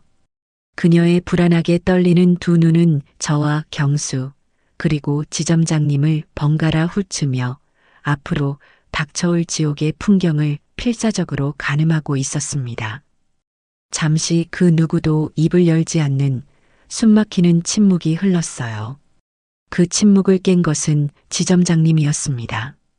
그는 책상 위에 두툼한 서류 한 뭉치를 탁 소리가 나게 내려놓으며 입을 열었습니다. 그 소리에 영지의 어깨가 움찔하고 떨리는 것이 보였죠. 이영지 고객님, 본인 소유가 아닌 주택을 담보로 위조된 인감증명과 위임장을 통해 10억 원의 불법적인 대출을 신청하신 것이 맞습니까? 지점장님의 서슬 퍼런 물음에 영지는 용수철처럼 튀어오르며 소리쳤어요. 아니에요. 그건 오해예요. 어머님이 저한테 전부 허락하신 거예요. 그렇죠, 어머님? 영지는 저를 향해 애절한 눈빛을 보냈지만 저는 더 이상 그 뻔뻔한 거짓말과 위선적인 연극을 들어줄 수가 없었죠. 저는 말없이 제가 가져온 태블릿 PC에 전원을 켰습니다. 그리고는 상담실에 모두가 볼 수 있도록 그것을 테이블 중앙에 놓았죠. 첫 번째 영상은 며칠 전 새벽녘의 어두운 부엌을 배경으로 하고 있었습니다. 영지가 약탕기에 하얀 가루를 털어넣는 바로 그 장면이었죠. 화면을 본 경수의 얼굴이 충격으로 하얗게 굳어지는 것이 보였어요. 그는 믿을 수 없다는 듯 저와 화면을 번갈아 쳐다보았죠. 영지는 저건 그냥 비타민이에요. 어머님 건강하시라고 제가 특별히 구한 영양제라고요. 라고 필사적으로 소리쳤지만 저는 아랑곳하지 않고 다음 영상을 재생했습니다. 이번에는 영지가 제 방에 몰래 들어와 자개장을 뒤지고 제 통장과 집문서를 핸드폰으로 촬영하는 모습이었습니다. 경수는 떨리는 손으로 입을 막았고 그의 눈에서는 분노와 함께 깊은 슬픔이 비쳤어요. 영지의 얼굴은 이제 하얗다 못해 잿빛으로 변해 있었죠. 마지막으로 제가 재생한 영상은 영지가 거실에서 빛 독촉 전화를 받으며 그 할망구 재산만 처리하면 되니까 좀 기다리라고. 멍청한 우리 남편은 내 손바닥 안에 있으니까 걱정 말라고. 라고 악을 쓰는 장면이었습니다. 그 영상을 끝으로 저는 태블릿의 전원을 껐습니다. 상담실 안에는 이제 숨막히는 정적이 아닌 한 남자의 거친 숨소리와 한 여자의 절망적인 흐느낌만이 감돌았죠. 경수는 아주 천천히 마치 목이 부러진 사람처럼 힘겹게 고개를 돌려 영지를 바라보았습니다. 그의 눈에는 더 이상 아내를 향한 사랑이나 연민 따위는 단 한 조각도 남아있지 않았어요. 그 자리에는 오직 차가운 경멸과 지독한 배신감, 그리고 얼음처럼 차갑게 타오르는 분노만이 서려 있었죠. 그 길고 긴 침묵의 끝에서 제 아들은 이 모든 비극의 마침표를 찍는 마지막 한마디를 내뱉었습니다. 그 목소리는 너무나도 조용해서 오히려 더 잔인하게 들렸죠. 우리 여기까지 하자. 너랑 나. 그리고 우리 모든 거. 경수의 그 차가운 선언이 상담실의 공기를 가르기도 전에 굳게 닫혀있던 문이 열리고 건장한 체격의 남자 2명이 안으로 들어왔어요. 지점장님이 미리 연락해둔 경찰들이었죠. 영지는 상황 파악이 되지 않는 듯 멍한 얼굴로 그들을 쳐다보다가 경찰 중 한 명이 자신의 앞으로 다가와 차갑고 사무적인 목소리로 말하는 순간 무언가 잘못되었다는 것을 깨닫고 비명을 질렀습니다. 이영지 씨 사문서 위조 및 사기 대출 미수 혐의로 당신을 체포합니다. 당신은 변호사를 선임할 수 있으며 묵비권을 행사할 수 있고 당신이 하는 모든 발언은 법정에서 불리하게 작용할 수 있습니다. 경찰이 영지의 팔을 잡아 일으켜 세우자 영지는 마치 실성한 사람처럼 발버둥 치기 시작했어요. 그녀의 완벽했던 화장은 눈물과 땀으로 범벅이 되어 흉측하게 흘러내렸고 값비싼 옷은 구겨지고 흐트러졌죠. 이거 놓으라고. 내가 뭘 잘못했는데. 여보, 나 좀 살려줘. 내가 다 잘못했어. 다시는 안 그럴게. 제발 한 번만 용서해줘. 영지는 경수에게 필사적으로 매달리며 애원했지만 경수는 얼음처럼 차가운 눈으로 그녀를 외면할 뿐이었습니다. 그의 눈에는 이제 동정심조차 남아있지 않았어요. 결국 영지의 손목에 그녀가 그토록 좋아하던 명품 시계 대신 차가운 금속성의 소리를 내며 쇠고랑이 채워졌습니다. 철컥하는 그 소리는 영지의 화려했던 거짓 인생이 끝났음을 알리는 비정한 소리였죠. 바로 어제까지만 해도 이 집의 안주인 행세를 하며 제 위에서 군림하려 했던 며느리가 이제는 온갖 화려한 치장을 한 채법의 심판을 받기 위해 끌려가는 초라한 범죄자가 된 순간이었습니다. 경찰서로 자리를 옮긴 뒤에도 영지의 발악은 끝나지 않았어요. 그녀는 조사실에서 자신의 모든 혐의를 부인하며 모든 것이 저와 경수가 자신을 함정에 빠뜨리기 위해 꾸민 일이라고 주장했죠. 하지만 그녀의 거짓 눈물과 뻔뻔한 변명은 더 이상 누구에게도 통하지 않았습니다. 경수는 조금의 망설임도 없이 자신이 직접 아내를 고소하겠다고 나섰습니다. 저는 그저 아들의 결정을 조용히 지지하며 옆을 지킬 뿐이었죠. 경수는 경찰에게 그동안 저희가 모아온 모든 증거 자료들을 하나도 빠짐없이 제출했습니다. 영지가 제 찻잔에 정체불명의 가루를 넣는 영상, 집안을 뒤져 제 재산 서류를 촬영해가는 영상, 빛 독촉에 시달리며 제게 악담을 퍼붓는 영상, 그리고 소희 양이 확보한 영지의 메신저 대화 내용까지. 마지막으로 저는 그동안 영지가 제게 타주었던 대추차를 마시는 척하며 몰래 모아두었던 작은 병 하나를 장거물로 제출했어요. 그 안에는 어쩌면 제 목숨을 위협했을지도 모를 그 하얀 가루의 성분이 고스란히 남아있을 테니까요. 경수는 떨리는 목소리로 하지만 단호하게 경찰에게 말했습니다. 제 아내를 사문서 위조와 사기죄뿐만 아니라 제 어머니에 대한 존속상해 미수 혐의로 추가 고소해 주십시오. 제 어머니를 해치려 한 저 괴물을 저는 법이 허용하는 가장 큰 벌을 받게 만들 겁니다. 절대로 용서할 수가 없습니다. 아들의 그 한마디는 그가 지난날의 어리석음을 뼈저리게 반성하고 온전히 제 편으로 돌아왔다는 것을 증명하는 가장 확실한 증표였어요. 그것은 아들이 며느리에게 내리는 가장 강력한 심판이자 제게 바치는 가장 절절한 사죄이기도 했습니다. 모든 조사를 마치고 경찰서를 나왔을 때는 이미 해가 뉘엿뉘엿 지고 있었어요. 도시의 네온 사인이 하나둘 켜지기 시작했지만 저와 경수의 마음은 깊은 어둠 속에 잠겨 있었죠. 영지는 결국 모든 혐의가 인정되어 유치장에 수감되었고 저와 경수는 말없이 차에 올라 집으로 향했습니다. 차 안의 침묵은 그 어떤 소리보다 무겁고 고통스러웠어요. 하루 사이에 너무나도 많은 일이 있었고 그 모든 일들을 감당하기에 저와 아들은 너무나 지쳐 있었죠. 집에 도착하자마자 경수는 현관에 들어서기가 무섭게 제 앞에 무릎을 꿇었습니다. 마치 그날 아침 거짓 눈물을 흘리며 제게 용서를 빌던 영지처럼 말이에요. 하지만 아들의 눈물은 진실했습니다. 그는 끄끄 소리를 내어 울며 상처 입은 짐승처럼 제 바짓가랑이를 붙잡고 용서를 빌었어요. 어머니, 제가 잘못했어요. 제가 죄인입니다. 어머니 말씀을 믿지 못하고 어머니를 외롭게 만들고 제가 정말 어리석었어요. 저 같은 놈이 어머니 아들일 자격도 없습니다.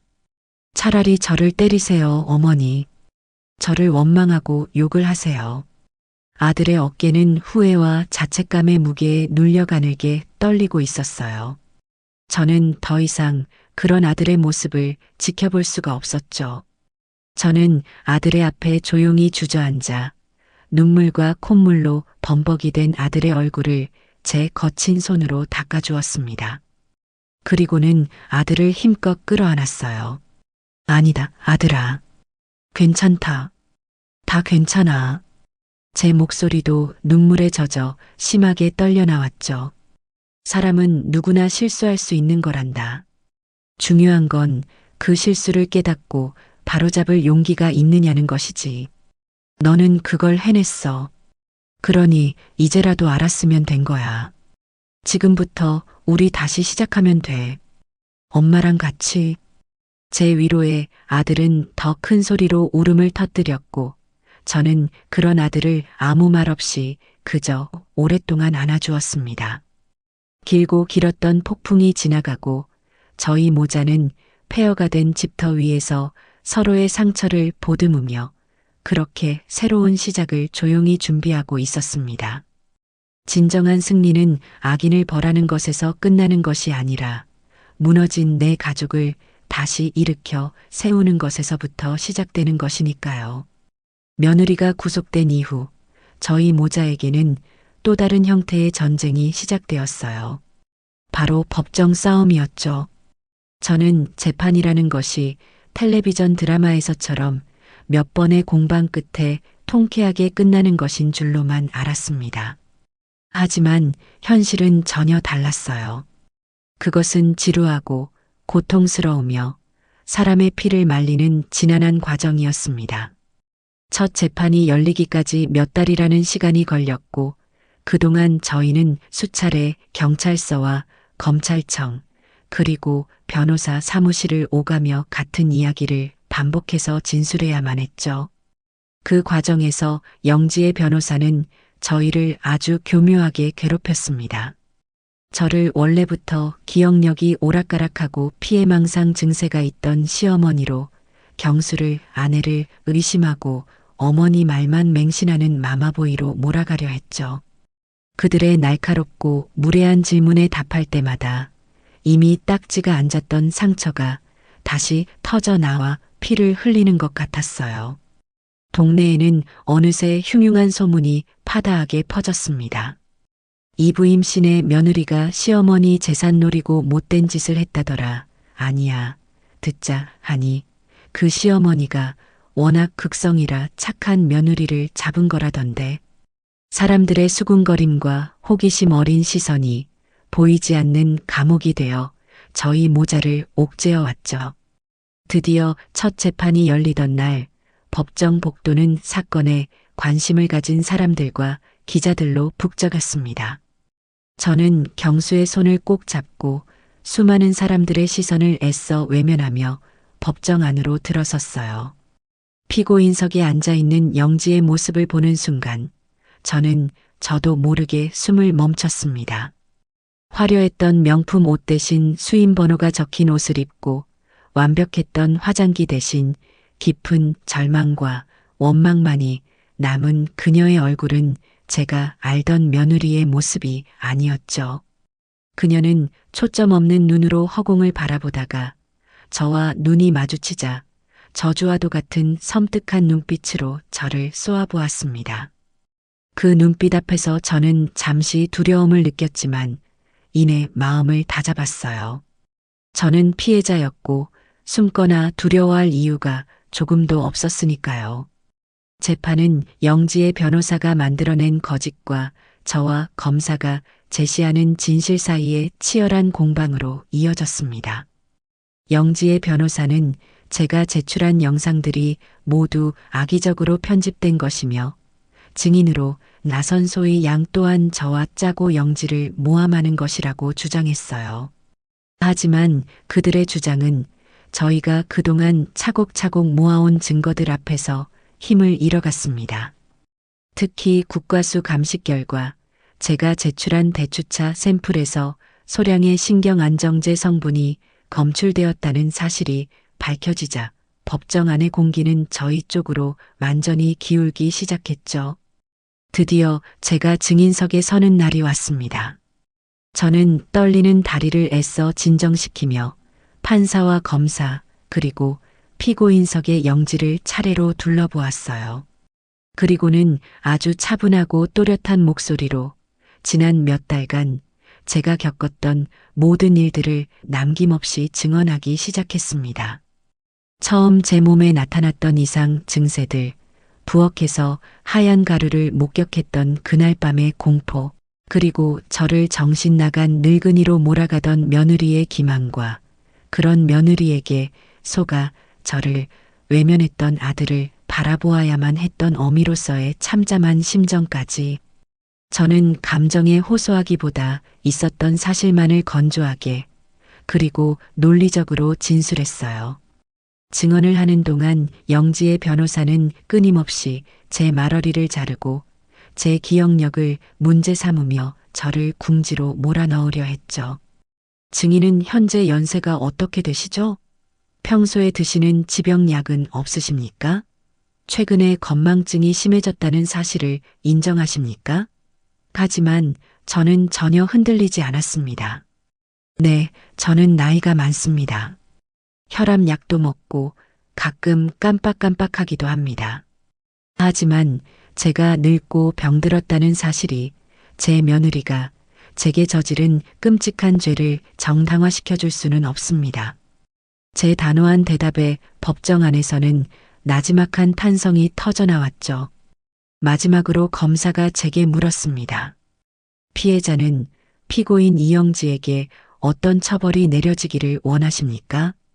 저는 잠시 숨을 고른 뒤 피고인석에 앉아있는 영지를 똑바로 쳐다보며 말했습니다. 저는 저 며느리에게 복수하고 싶은 마음이 없습니다. 다만 법의 엄중한 심판을 통해 자신의 죄가 얼마나 무거운 것인지를 깊이 뉘우치고 그 죗값을 모두 치른 뒤에 완전히 새로운 사람으로 다시 태어날 기회를 갖기를 바랄 뿐입니다. 그리고 마침내 마지막 선고 공판이 열리던 날 재판부는 영지의 모든 혐의를 유죄로 인정했습니다. 재판장은 영지가 단순한 재산 다툼을 넘어 한 인간의 존엄성을 짓밟으려 한 죄질이 매우 나쁘다고 판단하여 그녀에게 징역 7년이라는 무거운 실형을 선고했어요. 그 선고를 듣는 순간 영지는 법정이 떠나가라 절규하며 그 자리에 쓰러졌습니다. 경수는 조용히 눈물을 흘렸고 저는 감은 두 눈을 한참 동안 뜨지 못했죠. 길고 길었던 싸움이 드디어 끝이 난 겁니다. 법정을 나오는 저희를 기다리고 있던 것은 재판 내내 저희 곁을 묵묵히 지켜주었던 소의 양이었습니다. 소의 양은 눈물로 범벅이 된 제 손을 따뜻하게 잡아주며 어머님, 정말 고생 많으셨어요. 이제 다 끝났어요. 라고 말해주었죠. 그 한마디에 저는 참고 참았던 눈물을 터뜨리고 말았습니다. 그것은 승리의 눈물이 아니었어요. 제 손으로 직접 한때나마 가족이었던 사람을 차가운 감옥으로 보내야만 했던 그 참담함과 허망함이 뒤섞인 눈물이었죠. 하지만 저는 알고 있었어요. 이것이 최선이었고 이것이 정의라는 것을요. 저희 모자는 소희 양의 부축을 받으며 수많은 사람들의 시선을 뒤로 한 채 차갑고 어두운 법원을 빠져나왔습니다. 이제 저희에게는 이 모든 상처를 보듬고 새로운 삶을 살아내야만 하는 더 어려운 과제가 남아 있었습니다. 재판은 끝났지만 저희 집의 시간은 마치 그때 그 법정에서 멈춰버린 것 같았어요. 영지가 떠난 집은 텅 빈 만큼이나 무거운 침묵으로 가득했고 그 침묵 속에서 저희 모자는 각자의 상처와 싸워야만 했죠. 저는 영지가 남기고 간 물건들을 정리하기 시작했어요. 옷장 가득 걸려있는 화려한 옷들, 화장대를 가득 채운 값비싼 화장품들, 그리고 그녀가 뜨다 만 뜨개질 거리까지. 그 모든 것들에는 한때나마 단란했던 우리 가족의 시간이 먼지처럼 내려앉아 있었죠. 저는 그 물건들을 하나씩 상자에 담으며 악마 같았던 며느리가 아닌 처음 우리 집에 들어오던 날 수줍게 웃던 그 젊고 예뻤던 영지의 모습을 떠올렸습니다. 어쩌다 우리는 이렇게까지 망가져 버린 걸까요? 저는 그녀를 미워하는 대신 그녀의 그릇된 욕망과 어리석음을 깊이 연민하게 되었습니다. 그녀의 물건들을 모두 정리하고 나니 텅 빈 방 안에서 비로소 길었던 악연을 떠나보낼 수 있을 것 같았어요. 하지만 아들 경수는 저와는 달랐습니다. 아들은 아내에 대한 배신감과 어머니를 믿지 못했다는 깊은 죄책감에서 좀처럼 헤어나오지 못했어요. 다니던 회사에도 긴 병가를 냈고 방 안에 틀어박혀 밤낮으로 술만 마셔댔죠. 말수는 극도로 줄었고 멍하니 허공을 바라보거나 잠을 자는 시간이 대부분이었습니다. 저는 그런 아들의 모습이 위태로워 보여 잠시도 눈을 뗄 수가 없었죠. 망가진 아들을 보는 것은 며느리에게 당했던 그 어떤 고통보다 더 제 가슴을 아프게 했습니다. 저는 제 자신의 슬픔을 돌볼 겨를도 없이 이제는 아들을 구해야만 했어요. 저는 아들을 다그치거나 섣부른 위로를 건네지 않았습니다. 그저 묵묵히 아들이 어릴 적 좋아했던 음식들을 정성껏 만들어 방문 앞에 놓아주었고 말없이 아들의 빨래를 하고 방을 치워주었죠. 그리고 아들이 잠든 밤이면 그의 머리맡에 앉아 앙상하게 마른 아들의 얼굴을 쓸어주며 밤새 기도했습니다. 제발 우리 아들이 이 깊은 절망의 늪에서 빠져나올 힘을 달라고요. 그러던 어느 날 저는 아주 오랜만에 부엌에서 대추차를 끓이기 시작했어요. 한동안은 쳐다보기도 싫었던 약탕기였지만 이제는 제가 직접 제 아들을 위한 보약을 다려야만 했죠. 예전과 똑같은 방식으로 밤새 고아낸 대추를 정성껏 체에 거르고 작과 호두를 곱게 다져 띄웠습니다. 집안 가득 퍼지는 향긋하고 달콤한 대추 향이 지난 몇 달간 저희 집을 지배했던 어둡고 축축한 기운을 조금씩 밀어내는 것 같았어요. 저는 따뜻한 대추차 한 잔을 들고 아들의 방문을 조심스럽게 열고 들어갔습니다. 아들은 여전히 침대에 누워 미동도 하지 않았죠. 저는 아들 곁에 조용히 앉아 차를 식혀서는 숟가락으로 조금씩 떠서 아들의 마른 입술에 적셔주기 시작했어요. 처음에는 미동도 없던 아들이 몇 번인가 찬물을 받아 마시더니 아주 천천히 눈을 떴습니다. 그리고는 저를 바라보며 아주 오랜만에 입을 열었죠. 엄마, 이 대추차 엄마가 끓인 거죠? 그 한마디에 저는 참고 있던 눈물을 터뜨리고 말았습니다. 그래, 아들아. 엄마가 끓였어. 우리 아들 기운 내라고. 아들은 어린아이처럼 제 품에 안겨 한참을 소리내어 울었고 저는 그런 아들의 등을 쓸어주었어요. 그날 이후 아들은 아주 조금씩 아주 느리지만 분명하게 원래의 모습을 되찾기 시작했습니다. 그렇게 저희 모자가 힘겨운 시간을 보내는 동안 소희 양은 저희에게 새로운 가족이 되어 주었어요. 그녀는 주말마다 저희 집을 찾아와 함께 장을 보고 음식을 만들었고 적막하기만 했던 집에 젊은 사람의 웃음소리를 채워 넣었죠. 소희 양은 제게는 친손녀처럼 애교를 부렸고 경수에게는 묵묵히 곁을 지켜주는 좋은 말동무가 되어 주었습니다. 어느 화창한 주말 오후 저희 셋은 거실에 앉아 제가 끓인 대추차와 각 구운 약과를 먹고 있었어요. 경수는 오랜만에 환하게 웃으며 소희 양과 이야기를 나누고 있었죠. 그 평화로운 풍경을 바라보던 제 마음이 얼마나 벅차고 감사했는지 모릅니다. 그때였어요. 대추차를 한 모금 마신 소희 양이 눈을 동그랗게 뜨며 말했죠. 우와, 어머님, 이 대추차 정말 명품이에요. 제가 마셔본 그 어떤 차보다 맛있어요. 이걸로 찻집 하시면 정말 대박 나실 텐데. 그 말에 저와 경수는 잠시 서로를 쳐다보았어요. 그냥 무심코 던진 말이었지만 그 한마디가 저희 모자의 마음속에 작은 파문을 일으켰습니다. 찻집. 상상도 해본 적 없는 일이었지만 왠지 모르게 가슴이 두근거렸어요. 아픔과 상처의 상징이었던 이 대추차로 새로운 희망을 만들어갈 수도 있지 않을까? 저는 무기력하게 앉아있던 아들의 눈에서 아주 오랜만에 희미한 생기의 빛이 반짝이는 것을 보았습니다. 그것은 아주 작았지만 저희 모자에 멈춰버렸던 시간을 다시 흐르게 할 아주 소중한 희망의 불씨였습니다.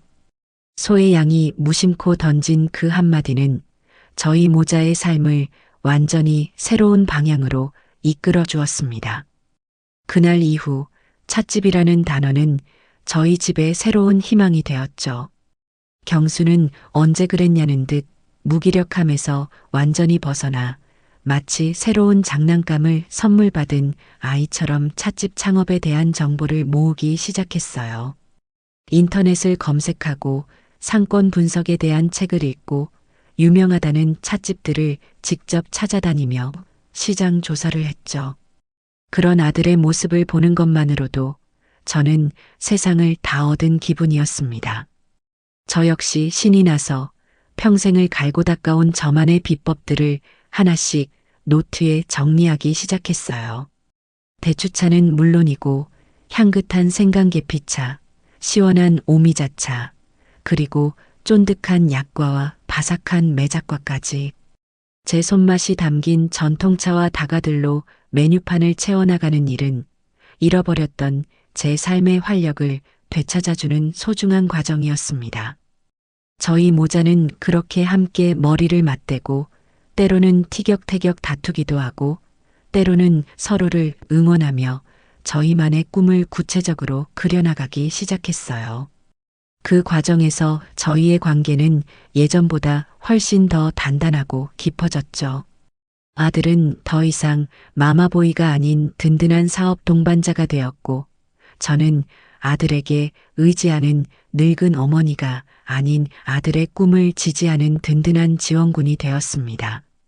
몇 달간의 준비 끝에 저희는 동네의 한적한 골목 어귀에 작고 아담한 가게를 얻을 수 있었어요.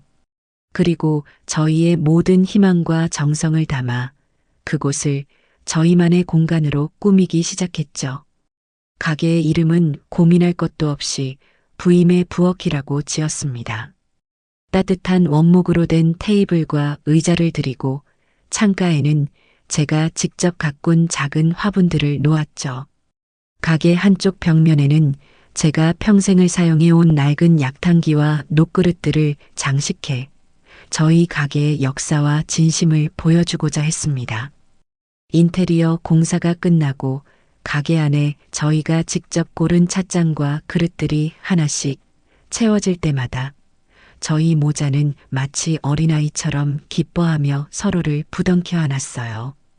경수는 그동안의 마음고생이 심했던지 부쩍 수척해졌지만 그의 눈은 그 어느 때보다 총명하고 열정적으로 빛나고 있었죠. 이 작은 공간은 단순히 차를 파는 가게가 아니었어요. 그것은 지독한 시련을 딛고 일어선 저희 모자의 새로운 인생 그 자체였습니다. 그리고 마침내 따스한 봄 햇살이 가득했던 어느 날 저희의 찻집 부임의 부엌이 드디어 문을 열었습니다. 개업날 가게는 저희의 새로운 시작을 축하해주기 위해 찾아온 손님들로 온종일 북적였어요. 오랜 동네 친구들과 이웃들은 물론이고 저희의 사정을 알게 된 많은 분들이 일부러 멀리서 찾아와 응원의 메시지를 남겨주었죠. 물론 저희의 1등 공신인 소희 양도 자신의 일처럼 기뻐하며 앞치마를 두르고 서빙을 도왔습니다. 가게 안은 향긋한 차 내음과 사람들의 따뜻한 웃음소리로 가득 찼고 저는 그 풍경을 바라보며 조용히 눈물을 훔쳤어요. 힘겨웠던 지난 시간들이 주마등처럼 스쳐 지나갔지만 더 이상 슬프거나 아프지 않았습니다. 그 모든 고통의 시간들이 있었기에 지금 이 순간의 행복이 더욱 소중하고 감사하게 느껴졌으니까요. 그날 저녁 마지막 손님까지 돌아가고 난 뒤 경수는 제 앞에 따뜻한 대추차 한 잔을 조용히 내려놓았어요. 그리고는 제 손을 꼭 잡으며 아주 오랜만에 제게 진심을 전했죠. 어머니, 정말 감사합니다. 그리고 죄송했습니다. 어머니 덕분에 제가 다시 웃고 다시 꿈을 꿀 수 있게 됐어요. 이제부터는 제가 어머니 평생 지켜드릴게요. 아들의 그 한마디에 저는 지난 모든 세월의 아픔을 깨끗이 씻어낼 수 있었습니다. 이제 부임의 부엌은 저희 동네의 작은 명소가 되었어요. 많은 사람들이 저희의 차를 마시기 위해 그리고 저희 모자의 이야기를 듣기 위해 찾아오죠. 저는 매일 아침 저희 가게를 찾아주는 손님들을 위해 정성껏 대추차를 끓입니다. 이제 제 대추차에는 더 이상 아픔과 상처의 기억 대신 따뜻한 위로와 새로운 희망의 맛이 담겨 있죠. 어느덧 시간은 흘러 가게 밖에는 첫눈이 소복하게 내리고 있었습니다. 창밖에 눈 내리는 풍경을 바라보며 저는 따뜻한 대추차를 한 모금 마셨어요. 제 인생에 불어닥쳤던 그 길고 지독했던 폭풍우는 이제 완전히 멎었습니다.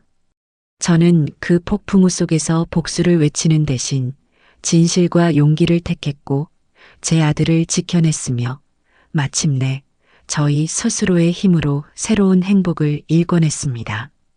찻잔 너머로 보이는 아들의 환한 웃음 속에서 저는 이것이야말로 진정한 승리라는 것을 깨닫습니다. 향긋한 대추차의 온기가 제 마음속 깊은 곳까지 따뜻하게 채워주는